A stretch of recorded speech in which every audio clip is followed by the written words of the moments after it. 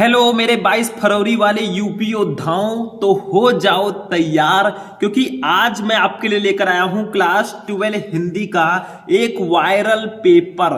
तो जितने भी हमारे स्टूडेंट 22 फरवरी को जाएंगे हिंदी का पेपर देने, वो इस वीडियो को देख कर जाएंगे, नहीं तो भैया बाद में पछताना पड़ेगा। क्योंकि इस वीडियो में मैं आपके लिए लाया हूं 12th हिंदी का 22 फरवरी हिंदी का एक वायरल पेपर। देखिए, ये रहा पेपर कोड, ये रहा अनुक्रमांक, ये रहा नाम और ये रहा पूरे 100 नंबर के हिंदी का पेपर। और इस पूरे पेपर को मैं सॉल्व कराऊंगा।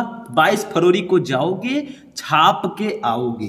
तो ये क्लास 12 हिंदी का एक वायरल पेपर है। ऐसे आएगा 22 फरवरी को हिंदी का पेपर। अगर आपका भी टारगेट है हिंदी में 100 में 99 लाने का, तो भैया इस वीडियो को शुरू से लेकर लास्ट तक देखना। ये कोई मामूली वीडियो नहीं है, पूरे पेपर का मैं सॉल्यूशन भी इस वीडियो में कराऊंगा।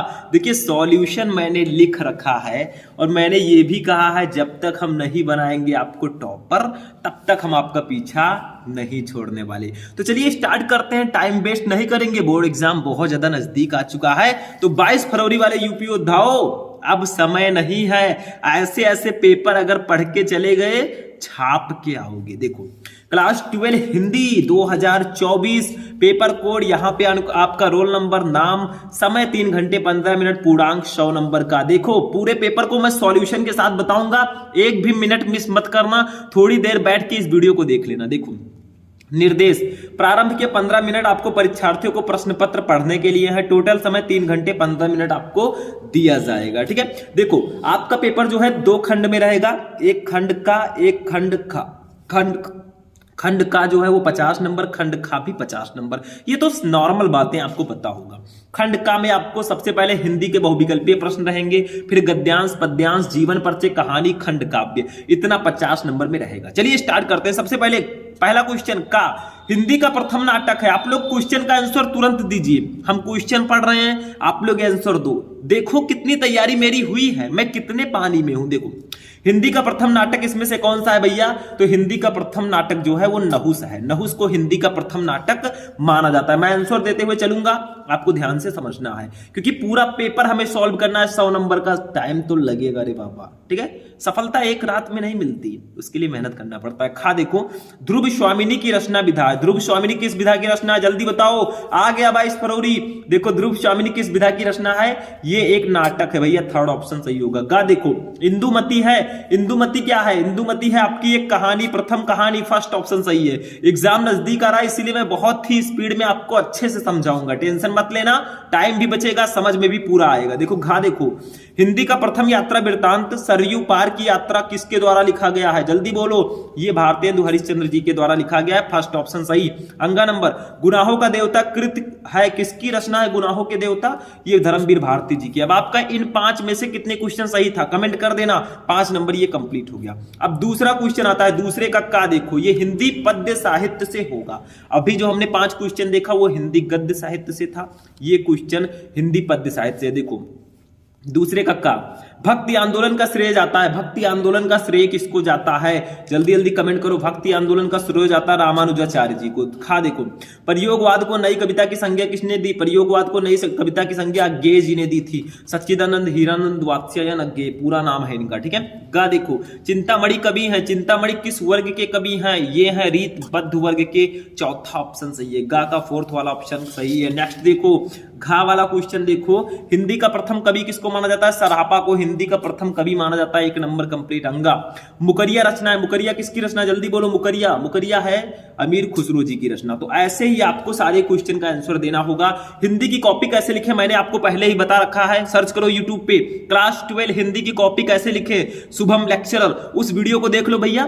पूरी हिंदी की कॉपी लिख के आओगे, इस बार टॉपर बन के आओगे। ठीक है, और class 12 Hindi important objective question Shubham lecturer, कुछ भी सर्च करना है पीछे शुभम लेक्चरर लगा दो, आपको वीडियो मिल जाएगा। जाकर देखो, फुल एंजॉय करो और अच्छे से तैयारी करो, इस बार टॉपर बन के आना है। तीसरा क्वेश्चन देखो, 10 नंबर का ये रहेगा गद्यांश है। दिए गए गद्यांश पर आधारित निम्नलिखित प्रश्नों का उत्तर दीजिए। बहुत इजी होता है, मैं इसको इजी समझता हूं। देखो ये आपका गद्यांश है, इसके नीचे क्वेश्चन है 1 2 3 4 5, पांचों का आंसर तो 10 नंबर ले जाओ। नहीं पता तो अथवा लगा है, ये दूसरा आप कर सकते हैं। ये वाला जो आपको पता है वो आप कर सकते हैं। जैसे हम इसको करना चाहते हैं तो इसको पढ़ेंगे, पहले आप भी पढ़िएगा। देखो भूमि का निर्माण देवों ने किया है, वो अनंत काल से है। उसके भौतिक रूप, सौंदर्य और समृद्धि के प्रति सचेत होना हमारा आवश्यक कर्तव्य है। भूमि के पार्थिव स्वरूप के प्रति हम जितने अधिक जागृत होंगे उतनी ही हमारी राष्ट्रीयता बलवती हो सकेगी। ये पृथ्वी सच्चे अर्थों में समस्त राष्ट्रीय विचारधाराओं की जननी है। जो राष्ट्रीयता पृथ्वी के साथ नहीं जुड़ी वो निर्मूल होती है। राष्ट्रीयता की जड़ें पृथ्वी में जितनी अधिक गहरी होंगी उतनी ही राष्ट्रीय भावों का अंकुर पल्लवित होगा। इसलिए पृथ्वी के भौतिक स्वरूप की आदोपान जानकारी प्राप्त करना, उसकी सुंदरता, उपयोगिता और महिमा को पहचानना हमारा आवश्यक धर्म है। देखो सबसे पहला क्वेश्चन, उपयुक्त गद्यांश के लेखक का नाम लिखो। भैया ये किस पार्ट से है, पहचानो। इसमें राष्ट्र का बात किया गया, ये राष्ट्र का स्वरूप चैप्टर से है। इसके लेखक है वासुदेव शरण अग्रवाल जी। पढ़े होंगे तो पता होगा, नहीं पढ़े होंगे नहीं पता होगा। हिंदी के जितने भी मोस्ट इंपोर्टेंट गद्यांश हैं सबको मैंने एक वीडियो में पढ़ाया था। आपने देखा कि नहीं देखा? नहीं देखा तो सर्च कर लो, क्लास 12 हिंदी इंपोर्टेंट गद्यांश शुभम लेक्चरर वीडियो मिल जाएगा। वो 5 गद्यांश पढ़ लेना, 10 नंबर कंप्लीट। दूसरा, राष्ट्रभूमि के प्रति हमारा आवश्यक कर्तव्य क्या है? तो देखो लिखा होगा कहीं ना कहीं, उसके भौतिक रूप, सौंदर्य और समृद्धि के प्रति सचेत होना हमारा आवश्यक कर्तव्य है। यही लाइन लिख दो, काम खत्म। तीसरा, किस प्रकार की राष्ट्रीयता को लेखक ने निर्मूल कहा है? तो देखो लिखा है, जो राष्ट्रीयता पृथ्वी के साथ नहीं जुड़ी होती वो निर्मूल होती है। मतलब जो राष्ट्रीयता पृथ्वी के साथ नहीं जुड़ी वो निर्मूल होती है। चौथा, ये पृथ्वी सच्चे अर्थों में क्या है? ये पृथ्वी सच्चे अर्थों में समस्त राष्ट्रीय विचारधाराओं की जननी है। देखो ये पृथ्वी सच्चे अर्थों में समस्त राष्ट्रीय विचारधाराओं की जननी है। जितने क्वेश्चन है सबका आंसर इसी में मिलेगा, काहे को ले रहे हो टेंशन जब तक है आपका भाई शुभम। पांचवा क्वेश्चन, रेखांकित अंश की व्याख्या कीजिए। यहां से यहां तक का आपको अपने शब्दों में व्याख्या करना है, बस हो गया।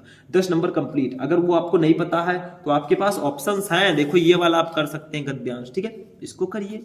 ये देखिए इसके नीचे भी 5 क्वेश्चन रहेंगे, 1 2 3 4 5। जो आपको आता है वो आप करेंगे। हमने एक ही बताया क्योंकि एक ही करना है। दूसरा देखिए, चौथा क्वेश्चन ये भी 10 नंबर का रहेगा, ये पद्यांश है। देखो गद्यांश आया भाई तो पद्यांश भी आएगा। दिए गए पद्यांश पर आधारित निम्नलिखित प्रश्नों के उत्तर दीजिए। जैसे देखिए, लज्जाशीला पथिक महिला जो कहीं दृष्टि आए, होने देना विकृत वसना तो ना तो सुंदरी को, जो थोड़ी भी श्रमित हुआ हो गोद ले श्रांति कोना, होठों की ओ कमल मुख की मिलानताएं मिटाना, कोई क्लांता कृषक ललाना खेत में जो दिखावे, धीरे धीरे परस उसकी क्लांतियों को मिटाना, जाता कोई जलद यदि हो पोयम में तो उसे ला, छाया द्वारा सुखित करना तप्त भूतांगना को। कई बार मैं बता चुका हूं इस पद्यांश को। ये पवन दूती का पाठ से है। इसके कवि हैं अयोध्या सिंह उपाध्याय हरियोत जी। देखो इसके नीचे 5 क्वेश्चन है। फर्स्ट, दिए गए पद्यांश के कवि एवं कविता का नाम लिखो। देखो पहले इसको थोड़ा सा समझा देता हूं। देखिए श्री कृष्ण जी मथुरा चले गए हैं और राधा जी उनके विरह में पागल होती जा रही है, बहुत प्यार करती है उनसे। तो वो कहती हैं पवन से, कहती हैं तुम जाओ और श्री कृष्ण जी को मेरा संदेशा भेज दो। लेकिन अगर कोई रास्ते में मान लीजिए लज्जाशीला पथिक महिला जो कहीं दृष्टि आवे, होने देना विकृत वसना तो ना तो सुंदरी को, मतलब अगर तुम्हें कोई रास्ते में लज्जाशील महिला दिखाई देती है तो तुम इतनी तेजी से मत चलना कि उसके वस्त्र अस्त व्यस्त हो जाएं, ठीक है भाई। हवा है, तेज चलेगी तो प्रॉब्लम हो सकती है। जो थोड़ी भी श्रमित हुआ हो गोद ले श्रांत को ना, अगर थोड़ी सी भी वो थकी दिखाई दे तो उसे अपनी गोद में लेकर उसकी थकावट को मिटा देना। होठों की और कमल मुख की मिलानताएं मिटाना, और होठों की और उसके कमल सदृश मुख की जो मुरझाहट है उसको मिटा देना। कोई क्लांता कृषक ललाना खेत में जो दिखावे, फिर वो कहती हैं अगर तुमको कोई किसान की स्त्री खेत में दिखाई देती है, धीरे धीरे परस उसकी क्लांतियों को मिटाना, तो धीरे धीरे उसकी थकावट को मिटा देना।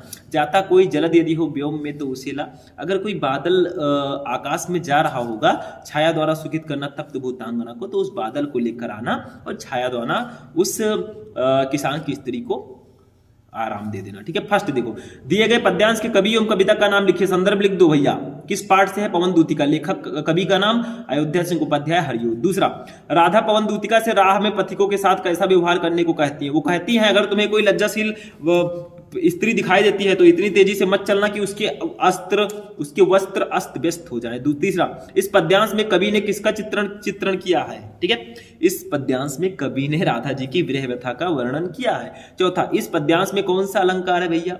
काफी ज्यादा इंपॉर्टेंट है, इसको भी देखिए। पांचवा, रेखांकित अंश की भावार्थ लिखिए। इतने का आपको अपनी भाषा में व्याख्या लिखनी है जिसके नीचे रेखाएं, बस इतना करना है। नहीं पता तो अथवा लगा है। जल पंजरगत अब अरे अधीर अभागे, वे ज्वलत भाव थे स्वयं तुझी में जागे, पर था केवल क्या ज्वलित भाव ही मन में, क्या शेष बचा था कुछ ना और इस मन में, कुछ मूल्य नहीं वात्सल्य मात्र क्या तेरा, पर आज अन्य सा हुआ वत्स भी मेरा, थूके मुझे पर त्रिलोक के भले ही थूके, जो कोई जो कह सके कहे क्यों चूके, छीने ना मात्र पद किंतु भरत का मुझसे, हे राम दुहाई करूं और क्या तुझसे। देखिए ये जो हमारा है ये है किस चैप्टर से, जल्दी बताओ। कैकेयी का अनुताप चैप्टर से है। मैथिली शरण गुप्त जी इसके कवि हैं। मतलब जो वनवास हो गया था हमारे श्री राम जी को, तो कैकेयी जी जाती हैं पंचवटी में, उनसे माफी मांगती हैं, ठीक है, उनसे कुछ कहती हैं। अब इसके नीचे देखिए 5 क्वेश्चंस रहेंगे, देखो 1 2 3 4 5 जो आपको आता है वो तो कर सकते हैं। 5वां क्वेश्चन पे आते हैं भैया, इसका मैं सॉल्यूशन पूरा बताऊंगा। देखो, निम्नलिखित में से किसी एक लेखक का साहित्यिक परिचय देते हुए उनकी प्रमुख रचना का उल्लेख कीजिए। शब्द सीमा 80 5 नंबर का आएगा। 3 लेखक रहेंगे, तीनों में से किसी एक लेखक का साहित्यिक परिचय देते हुए उनकी रचना बतानी है। हम वासुदेव शरण अग्रवाल का आपको बता रहे हैं। देखो ये वासुदेव शरण अग्रवाल। देखो आप लोग कहेंगे साहित्यिक परिचय पूछा जा रहा है, लेकिन आप जीवन परिचय भी बता रहे हैं। देखिए छोटा सा जीवन परिचय पहले लिखना है, फिर साहित्यिक परिचय, फिर उनकी रचनाओं को लिखना है। देखो जीवन परिचय, इसमें जन्म मृत्यु ये सब। डॉक्टर वासुदेव शरण अग्रवाल का जन्म सन 1904 ईस्वी में मेरठ जनपद के खेड़ा नामक ग्राम में हुआ था। इनके माता पिता लखनऊ में रहते थे, अतः इनका बचपन लखनऊ में व्यतीत हुआ और यहीं इनकी प्रारंभिक शिक्षा भी हुई। भारतीय संस्कृति और पुरातत्व का ये महान पंडित एवं साहित्यकार सन 1967 ईस्वी में परलोक सिधार गया। बस इतना सा आपको जीवन परिचय में लिखना है। अब देखिए क्लास 12 हिंदी के जितने भी इंपॉर्टेंट जीवन परिचय हैं, 5 जीवन परिचय मैंने एक ही वीडियो में बता रखा है। आप लोग सर्च करो यूट्यूब पे, कोई भी टॉपिक सर्च करना है, पीछे शुभम लेक्चर लगा दोगे, मिल जाएगा भाई, ढूंढोगे तो मिल जाएगा। फिर साहित्यिक परिचय हेडिंग लिखेंगे, इसमें इनका साहित्य में परिचय कैसा है वो आपको बताना है। देखो डॉक्टर अग्रवाल भारतीय संस्कृत, पुरातत्व और प्राचीन इतिहास के प्रकांड पंडित एवं अन्वेषक थे। इनके मन में भारतीय संस्कृति को वैज्ञानिक अनुसंधान की दृष्टि से प्रकाश में लाने की उत्कट इच्छा थी, अतः इन्होंने उत्कृष्ट कोटि के अनुसंधानात्मक निबंधों की रचना की। इनके अधिकांश निबंध प्राचीन भारतीय इतिहास और संस्कृति से संबद्ध हैं। इन्होंने अपने निबंधों में प्रागैतिहासिक, वैदिक एवं पौराणिक धर्म का उद्घाटन किया। निबंध के अतिरिक्त इन्होंने पाली, प्राकृत और संस्कृत के अनेक ग्रंथों का संपादन और पाठ शोधन कार्य किया। जायसी के पद्मावत पर इनकी टीका सर्वश्रेष्ठ मानी जाती है। इन्होंने वाणभट्ट के हर्षचरित का सांस्कृतिक अध्ययन प्रस्तुत किया। बस इतना सा आपको साहित्यिक परिचय में लिखना। थोड़ा छोटा भी लिख सकते हैं, 80 शब्दों में आपको लिखना होगा, इससे ज्यादा बड़ा मत लिखना और छोटा तो बिल्कुल मत लिखना, ठीक है। नेक्स्ट देखिए रचनाएं। इनकी प्रमुख रचनाएं निम्न है। निबंध संग्रह में पृथ्वी पुत्र, कल्पलता, कला और संस्कृत, कल्प वृक्ष, भारत की एकता, माता भूमि पुत्रो अहम, पृथिव्या, वागधारा आदि इनके प्रसिद्ध निबंध संग्रह हैं।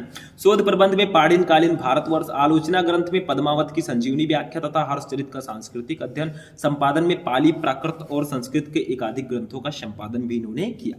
तो ये आपका हो गया लेखक का जीवन परिचय। मैंने बता दिया 5 नंबर कंप्लीट। देखो अब कवि का देखते हैं। निम्नलिखित में से किसी एक कवि का साहित्यिक परिचय देते हुए उनकी प्रमुख कृतियों पर प्रकाश डालिए। शब्द सीमा 80 5 नंबर का। देखो 3 कवि हैं, तीनों में से किसी एक का आपको साहित्यिक परिचय देते हुए उनकी रचनाओं को लिखना है। तो लिखेंगे हम लोग, क्या करेंगे, देखो हम ले लेते हैं जयशंकर प्रसाद जी को। देखो ये रहे जयशंकर प्रसाद जी, दूसरा इसको लिखेंगे। सबसे पहले जीवन परिचय हेडिंग डालेंगे। देखो जयशंकर प्रसाद जीवन परिचय। जयशंकर प्रसाद का जन्म काशी के, वैसे ही लिखेंगे जैसे उसमें लिखा है, काशी के एक प्रतिष्ठित वैश्य परिवार में सन 1889 ईस्वी में हुआ था। इनके पिता का नाम देवी प्रसाद था। प्रसाद जी की प्रारंभिक शिक्षा घर पर ही हुई। सन 1937 ईस्वी में अल्पावस्था में ही क्षय रोग से ग्रस्त होकर ये स्वर्ग सिधार गए। साहित्यिक परिचय देखिए। श्री जयशंकर प्रसाद छायावाद के प्रवर्तक, नाटककार, कथाकार और नायक तथा उपन्यासकार भी थे। विशुद्ध मानवतावादी दृष्टिकोण वाले प्रसाद जी ने अपने काव्य में आध्यात्मिक आनंदवाद की प्रतिष्ठा की है। प्रेम और सौंदर्य इनके काव्य के प्रमुख विषय रहे हैं, किंतु मानवीय संवेदना उनकी कविता का प्राण है। प्रसाद जी ने नाटक, उपन्यास, कहानी, निबंध आदि सभी साहित्यिक विधाओं पर अपनी लेखनी चलाई और अपनी कृतित्व से इन्हें अलंकृत किया। बस इतना सा आपको लिखना है साहित्यिक परिचय में। लेकिन अभी ट्रेलर है, पिक्चर अभी बाकी है। रचनाओं को देखते हैं। देखो रचनाएं। जयशंकर प्रसाद जी की रचनाएं निम्न है। काव्य ग्रंथ में कामायनी, आंसू लहर, झरना। कहानी में आकाशदीप, इंद्रजाल, प्रतिध्वन, आंधी। उपन्यास में कंकाल, तितली, इरावती जो कि इनकम्प्लीट है, इरावती पूरी नहीं हुई थी। निबंध में काव्य और कला तथा अन्य निबंध। चंपू में प्रेम राज्य। मतलब मेनली इन्होंने काव्य रचनाओं को लिखा है। चलिए नेक्स्ट टॉपिक देखते हैं। अब देखिए स्टूडेंट, हमारा जीवन परिचय कंप्लीट हुआ। अब हम लोग कहानी पे आते हैं। 5 नंबर का ये आएगा। देखो ध्रुव यात्रा अथवा पंचलाइट कहानी का उद्देश्य लिखिए। ध्रुव यात्रा या पंचलाइट, किसी एक कहानी का उद्देश्य लिखो। दोनों नहीं पता, शब्द सीमा 80 शब्द, तो अथवा लगा है। देखो, बहादुर कहानी का संक्षिप्त कथानक अपने शब्दों में लिखिए। मतलब तीनों में से एक ही करना, चाहे आप ध्रुव यात्रा कहानी का उद्देश्य लिखें, चाहे पंचलाइट कहानी का उद्देश्य लिखें, और चाहे बहादुर कहानी का सारांश लिखें। तो देखो, हम लोग लिख रहे हैं पंचलाइट कहानी का उद्देश्य, तो ऐसे हेडिंग डालेंगे, पंचलाइट कहानी का उद्देश्य लिखेंगे। आखिर इसका पर्पस क्या है इस कहानी का? देखो, फणीश्वर नाथ रेणु जी हिंदी जगत के सुप्रसिद्ध आंचलिक कथाकार हैं। अनेक जन आंदोलनों से वे निकट से जुड़े रहे, इस कारण ग्रामीण अंचलों से उनका निकट का परिचय। देखो, इसको मैंने अलग से बता रखा है, यहाँ पे मैं बता देता हूँ, आप लोग समझ लीजिए। इस कहानी के 3 पात्र हैं। देखो, गोधन है, मुनरी है, गुलरी काकी है, ठीक है, ये सब है। गोधन हीरो, मुनरी हीरोइन। उन्होंने अपने पात्रों की कल्पना किसी कॉफी हाउस में बैठकर नहीं की, अपितु वे स्वयं अपने पात्रों के बीच रहे हैं। मतलब इन्होंने जो रचनाएं की हैं वो रियल रचना है, उन्होंने वो रहे हैं बीच में, तब इसको लिखा उन्होंने, ठीक है। बिहार के अंचलों के सजीव चित्र इनकी कथाओं के अलंकार हैं। पंचलाइट भी बिहार के आंचलिक प्रवेश की कहानी है। शीर्षक कथा का केंद्र बिंदु है। शीर्षक को पढ़कर ही कथा पाठक कहानी को पढ़ने के लिए उत्सुक हो जाता है। मतलब पंचलाइट को पढ़कर ही आप लोग इस कहानी को पढ़ने के लिए एक्साइटमेंट आपके अंदर आ जाएगी। देखो, इस कहानी के द्वारा रेणु जी ने ग्रामीण अंचल का वास्तविक चित्र खींचा है। गोधन के द्वारा पेट्रोमैक्स जला देने पर उसकी सभी गलतियां माफ कर दी जाती हैं, उस पर लगे सारे प्रतिबंध टूट जाते हैं, हट जाते हैं, सॉरी, तथा उसे मनोनुकूलन आचरण की छूट भी मिल जाती है। इससे स्पष्ट होता है कि आवश्यकता जो है, ठीक है, आवश्यकता बड़े से बड़े रूढ़िगत संस्कार और परंपरा को व्यर्थ कर देती। भाई, आवश्यकता बड़े से बड़े संस्कार और परंपरा को भी व्यर्थ कर देती है, क्योंकि गोधन को गांव से बाहर निकाल रखा गया था जाति से। लेकिन जब पंचलाइट कोई नहीं जला पाता, गोधन ही जला पाता है, तो उसको वापस बुला लिया जाता है, ठीक है। आगे बढ़ते हैं। देखिए, कथानक संक्षिप्त, रोचक, सरल, मनोवैज्ञानिक और यथार्थवादी, इसी केंद्रीय भाव के आधार पर कहानी के एक महत्वपूर्ण उद्देश्य को स्पष्ट किया गया है, ठीक है। आगे देखिए, इस प्रकार पंचलाइट जलाने की समस्या और उसके समाधान के माध्यम से कहानीकार ने ग्रामीण मनोविज्ञान का सजीव चित्र उपस्थित कर दिया है। ग्रामवासी जाति के आधार पर किस प्रकार टोलियों में विभक्त हो जाते हैं और आपस में ईर्ष्या द्वेष युक्त भावों से भरे रहते हैं, इसका बड़ा ही सजीव चित्रण इस कहानी में हुआ है। रेणु जी ने यह भी दर्शाया है कि भौतिक विकास के इस आधुनिक युग में भी भारतीय गाँव और कुछ जातियां कितने अधिक पिछड़े हुए हैं। कहानी के माध्यम से रेणु जी ने अप्रत्यक्ष रूप से ग्राम सुधार की प्रेरणा दी है, ठीक है। तो ये आपका हो गया भैया कहानी। चलिए आगे बढ़ते हैं नेक्स्ट टॉपिक। अब देखिए स्टूडेंट, हमारे पेपर में जो नेक्स्ट क्वेश्चन है कहानी के बाद, वो है खंड काव्य। देखो, ये आपके यूपी में जैसे आपके अलग अलग जिलों में अलग अलग होता है। देखो, स्वपठित खंड काव्य के आधार पर किसी एक खंड के एक प्रश्न का उत्तर दीजिए 5 नंबर। मतलब आपके यहाँ जो खंड काव्य है वही आपको करना है। जैसे फर्स्ट है मुक्त यज्ञ, ठीक है, ऐसे कई खंड काव्य है। देखो, दूसरा है रश्मि रथी, फिर है त्यागपथी, सत्य की जीत, श्रवण कुमार, आलोक वृत्त। ये खंड काव्य जो होता है जिलों में अलग अलग होता है। कुछ जिलों को एक ग्रुप में रखा गया है, तो किसी में रश्मि रथी, किसी में त्यागपथी, आप में क्या है बताइएगा, ठीक है। तो ये एक टॉपिक है जो जिला वाइज होता है। खंड का हमारा फिनिश हुआ 50 नंबर का। खंड खा पे आते हैं। खंड का में हमने देखा 10 नंबर का बहुविकल्पीय, 10 नंबर का गद्यांश, 10 नंबर का पद्यांश, 10 नंबर का जीवन परिचय और 5 नंबर की कहानी, 5 नंबर का खंड काव्य, टोटल 50 नंबर हो गया। खंड खा में सबसे पहले हिंदी संस्कृत का गद्यांश रहेगा। देखो, 8वें कक्षा दिए गए संस्कृत गद्यांशों में से किसी एक का ससंदर्भ हिंदी में अनुवाद कीजिए, 7 नंबर। मतलब आपको ये गद्यांश दिया गया और इसके नीचे भी एक दे दिया गया, 2 दिए जाएंगे, ठीक है, ऑफर में। देखो, ये अथवा लगा है, दोनों में से किसी एक का आपको संदर्भ के साथ अनुवाद करना है। जैसे फर्स्ट वाला हमारा जातक कथा से है, ये वाला हमारा किससे है बताइए, पहचानिए आप लोग, ये किस चैप्टर से हो सकता है, नहीं पता है, पंचशील सिद्धांता से है, ठीक है। तो लिख देना, संदर्भ लिख देना, प्रस्तुत गद्यांश हमारी पाठ्यपुस्तक हिंदी संस्कृत के पंचशील सिद्धांता नामक पाठ से अवतरित है। और भैया हिंदी मीनिंग तो आपको लिखना होगा। मैंने बताया है 4 चैप्टर पढ़ लो, कुछ पढ़ने की जरूरत नहीं है गद्यांश में। एक जातक कथा, एक संस्कृत भाषा महात्म, महामना मालवीय और पंचशील सिद्धांता, ठीक है, इतना आपको पढ़ लेना है। और अब आते हैं पद्यांश पे। पद्यांश तो इजी होता है। देखो, यहाँ पे खा दिए गए पद्यांशों में से किसी एक का ससंदर्भ हिंदी में अनुवाद कीजिए, 7 नंबर। मतलब ये आपका जो पद्यांश है, दोनों जो है सुभाषित रत्नानी चैप्टर से है। और सुभाषित रत्नानी चैप्टर जो है ये पद्यांश की दृष्टि से बहुत ज्यादा इंपॉर्टेंट है। इस चैप्टर से पद्यांश आएंगे, ये ध्यान रखना, ठीक है। तो सुभाषित रत्नानी चैप्टर को पूरा पढ़ लेना। 1-2 चैप्टर हैं जिनके नीचे एक एक पद्यांश है, उसको पढ़ लेना भैया, 7 नंबर। ये कंप्लीट, ये फिक्स होता है एकदम, ठीक है। 9वां क्वेश्चन देखिए, निम्नलिखित मुहावरों में से किसी एक का अर्थ लिखकर वाक्य में प्रयोग कीजिए, 2 नंबर का रहेगा। ये 4 मुहावरे हैं, किसी एक का अर्थ लिखकर वाक्य प्रयोग करना। एक का देखो, एक म्यान में 2 तलवार, इसका मतलब होता है एक वस्तु के स्थान पर 2 रखने की चेष्टा। दूसरा, नाच न जाने आंगन टेढ़ा, मतलब स्वयं काम न आने पर दूसरों को दोष लगाना। तीसरा, चोर के दाढ़ी में तिनका, यानी कि सशंकित होना। चौथा, उल्टा चोर कोतवाल को डांटे, यानी कि अपराध करके निर्दोष पर दोष लगाना। बस हो गया, एक आपको वाक्य प्रयोग कर देना है। मुहावरे एवं लोकोक्तियां मैंने आपको पहले बताया। 10वां क्वेश्चन जो है ये आपठित गद्यांश है। आपठित गद्यांश पर आधारित निम्नलिखित प्रश्नों का उत्तर दीजिए। मतलब एक ऐसा गद्यांश आपको दिया जाएगा जो आपने पढ़ा नहीं होगा। इसके नीचे क्वेश्चन दिए जाएंगे, जैसे यहाँ पे 1 2 2 5 नंबर का ये टोटल रहेगा। ऑब्जेक्टिव क्वेश्चन भी आ सकता है तो 5 नंबर का ये रहेगा। मतलब इसको पढ़ना है, इसके नीचे क्वेश्चन है, इसका आंसर देना। नहीं पता तो अथवा लगा है, वो नहीं पता तो आप इसको कीजिए। इसके नीचे भी सेम वही प्रोसेस है, लेकिन इसको देने का प्रयास, आंसर देने का प्रयास करते हैं। देखो पहले पढ़ेंगे हम, ठीक है। देखो, मुल्ला नसीरुद्दीन को अरब के सुल्तान हमेशा अपने साथ रखते थे। उनकी हाजिर जवाबी सुल्तान को बहुत भाती थी। वो सदा दूसरों को हंसाते थे। वे कहते थे एक मुस्कुराहट के से हम दूसरे व्यक्ति के सुख पर मुस्कुराहट ला सकते हैं, मुख पर, ठीक है। अनजान को भी अपना बना सकते हैं। हंसना मुस्कुराना मनुष्य का प्राकृतिक स्वभाव है। नन्हा शिशु बिना किसी कारण के मुस्कुराता है। उसकी हंसी निर्मूल और स्वार्थहीन होती है, लेकिन जैसे जैसे शिशु बालपन और किशोरावस्था की ओर बढ़ता है उसकी हंसी कम हो जाती है। युवावस्था आते आते चेहरे पर तनाव अपनी जगह बनाने लगता है। फिर मुस्कान ईद का चांद बन जाती है। एक शेर है, खुल के हंसना तो सबको आता है, लेकिन लोग तरसते हैं एक बहाने को। लोगों को वो बहाना ही नहीं मिल पाता जिसकी वजह से वे हंसें और मुस्कुराएं। काम की अधिकता और समय सीमा वाले लक्ष्य तनाव को बढ़ा देते हैं, लेकिन यदि मुस्कुराते रहें तो तनाव को पराजित कर सकते हैं। मुस्कुराने वाला व्यक्ति सकारात्मक सोच वाला होता है। हमेशा मुस्कुराते रहो।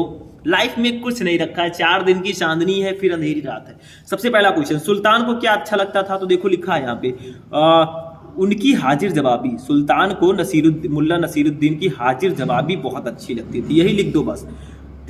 दूसरा, नन्हे शिशु की मुस्कान कैसी होती है? तो देखो यहाँ पे लिखा है, देखो नन्हा शिशु बिना किसी कारण मुस्कुराता, उसकी हंसी निर्मल और स्वार्थहीन होती है, ठीक है। ये आपको लिख देना है, बस हो गया।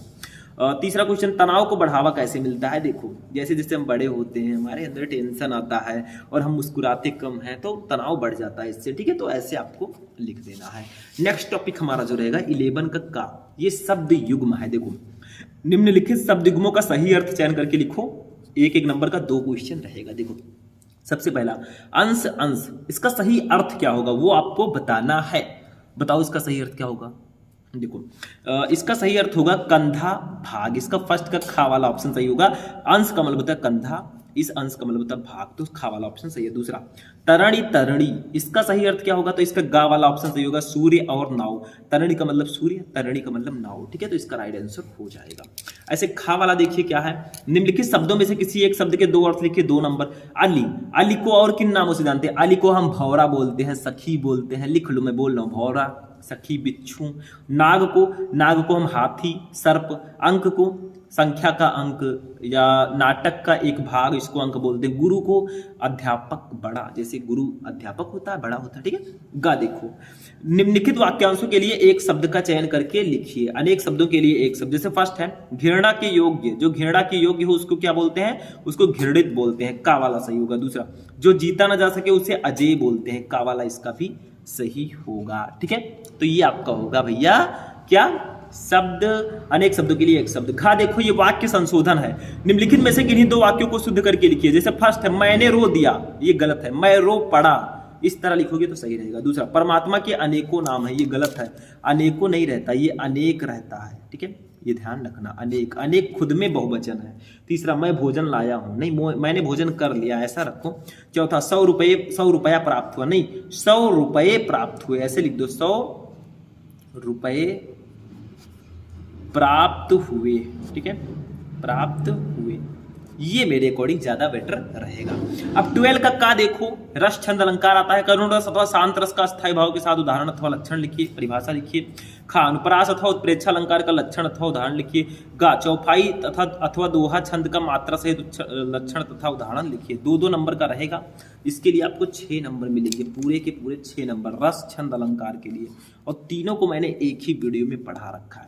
रस छंद अलंकार, सर्च करो यूट्यूब पे रस छंद अलंकार इन वन वीडियो। उसमें आपको तीनों बता दिया मैंने सिर्फ 20 से 22 मिनट की वीडियो में। अगर उसको देख लेते हो ना, ये 6 नंबर आपका कंप्लीट हो जाएगा। तो जाकर सर्च कर लो। और अगर आपको सारे सब्जेक्ट अच्छे से तैयार करने हैं, Shubham lecturer app play store से डाउनलोड कर लेना। अब आते हैं पत्र लेखन 13 नंबर। किसी स्कूल के प्रबंधक को लिपिक के पद पर अपनी नियुक्ति हेतु एक आवेदन पत्र लिखिए 6 नंबर। अथवा लगा वो नहीं पता तो इसको कीजिए। अपना कुटीर उद्योग प्रारंभ करने हेतु किसी बैंक के प्रबंधक को ऋण प्राप्त करने के लिए पत्र लिखिए। दोनों में से किसी एक को आप कर सकते हैं। अब निबंध पे आते हैं। लास्ट टॉपिक हमारा होगा 14 नंबर। निम्नलिखित विषयों में से किसी एक पर अपनी भाषा शैली में निबंध लिखिए 9 नंबर। जैसे फर्स्ट है साहित्य समाज का दर्पण है, सेकंड है लोकतंत्र और समाचार पत्र, थर्ड है भ्रष्टाचार महान अभिशाप, फोर्थ है मेरा प्रिय कवि, फिफ्थ है कंप्यूटर। इसमें से किसी एक पर आपको निबंध लिखना। देखो मैंने कुछ ज्यादातर क्वेश्चन के आंसर बताए और मैंने आपको हिंदी की कई मैराथन क्लासेस में प्रोवाइड करा चुका हूं। तो आज का ये क्लास यहीं पर फिनिश होगा। जो भी क्लास आपको देखना है सर्च करके यूट्यूब पर देख लेना। तो क्लास 12 हिंदी का पूरा वायरल पेपर मैंने सॉल्व कराया भैया। हमारा टारगेट है 99, 100 में 100 का, तो हम पूरा करके ही रहेंगे। तो आज का ये इंपॉर्टेंट और मोस्ट इंपॉर्टेंट आप कह सकते हैं क्लास यहीं पर फिनिश होता है। मैंने थोड़ी जल्दी बताया क्योंकि एग्जाम पास है, टाइम मैनेज करके हमें चलना है। ये टाइम बहुत कीमती है, जो बच्चे तैयारी करें उनको पता होगा। तो आज का क्लास यहीं पर फिनिश होता है। चलिए मिलते हैं नेक्स्ट वीडियो में नेक्स्ट टॉपिक के साथ। तब तक के लिए जय हिंद।